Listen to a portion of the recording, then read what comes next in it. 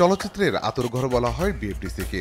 স্থায়ী আয়ের উৎস সৃষ্টি এবং চলচ্চিত্র শিল্পকে গতিশীল করতে ২০১৮ সালে হাতে নেওয়া হয় বিএফডিসি কমপ্লেক্সের কাজ। আর তাতে ব্যয় ধরা হয় ২২,৭৭,৮৬,০০০ টাকা। কথা ছিল প্রকল্পটি শেষ হবে ৩ বছর ৩ মাসে। তবে বাস্তবতা বলছে ভিন্ন কথা। গত ৬ বছরে শেষ হয়েছে মাত্র ১/৩ কাজ। ২০১৮ সালে শুরু হওয়া বিএফডিসির প্রকল্পটি শেষ হওয়ার কথা ছিল ২০২১ সালে। তাতে ব্যয়ভার ধরা হয়েছিল ৩২,৭৭,৮৬,০০০ টাকা। সময় পরিবর্তন করা হয়েছে দুইবার, ২০২৪-২০২৬। ব্যয় বেড়েছে ৫০ কোটি টাকা। প্রকল্প পরিচালক ঠিকাদার নিয়োগে বিলম্ব, কোভিড-১৯ মহামারীর কারণে প্রকল্পের কাজ শেষ না হয় ব্যয় না বাড়িয়ে প্রকল্পের মেয়াদ ২০২৪ সালের জুন পর্যন্ত বৃদ্ধি করা হয়।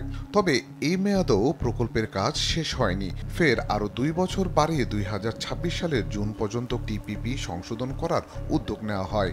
এতে করে প্রকল্পটি শুরু থেকে শেষ হতে ৯৩ মাসের মতো লেগে যেতে পারে। আর তাতে করে ব্যয় বেড়েছে ৫০ কোটি টাকা।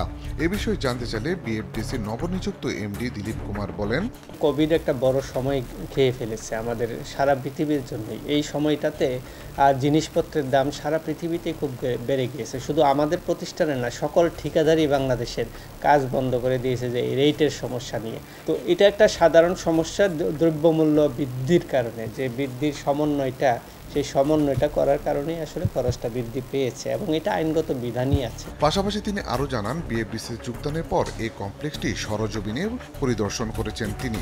আর এবার নির্ধারিত সময়ে শেষ হবে এই প্রকল্পটির কাজ। না, আর সময় লাগবে না। এখন আমাদের তো ফান্ডটা নিতে হয় সরকার থেকে, আপনারা জানেন। ফান্ডটার নিয়মিত প্রবাহটা ঠিক থাকলেই আর সময়টা লাগবে না, এর মধ্যে আমরা করে ফেলতে পারবো।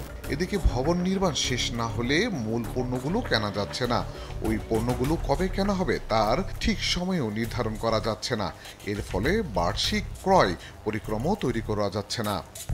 ২০১৮ থেকে ২০২৪ দৃশ্যমান হয়েছে বিএফডিসির এই প্রকল্পের কাজ। এখন দেখার বিষয় যে ২০২৬ সালে আসলে কি এই প্রকল্পের কাজ শেষ হয় কিনা। আলী আফতাব, দেশ টিভি, ঢাকা।